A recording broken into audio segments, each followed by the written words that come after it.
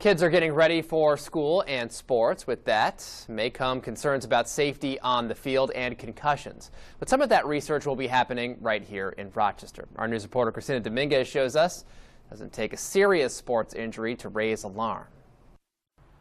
How are you feeling? Good.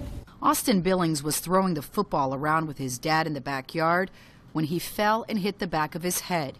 It wasn't until the next day that Austin started to feel a little off. I said I was a little dizzy and had a little headache, and we just thought that I just wasn't feeling good after all, tired, and just maybe had a little flu. Austin's mother, Alicia, said she took him to the pediatrician, who recommended rest.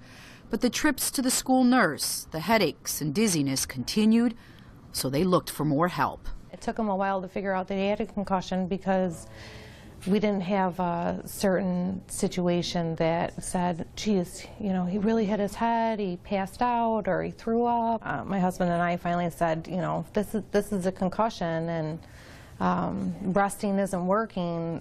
What are other options? That's when they were connected to Rochester Regional's neuroscience unit and started physical therapy.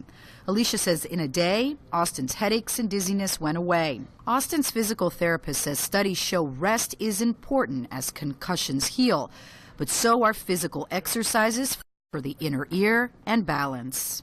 Patients that get the vestibular therapy and actually kind of steadily but surely increase the activity, they get better much quicker. Like in Austin's case, it can be challenging to quickly and definitively diagnose a concussion. Researchers all around the world, including those right here in our region, are trying to change that.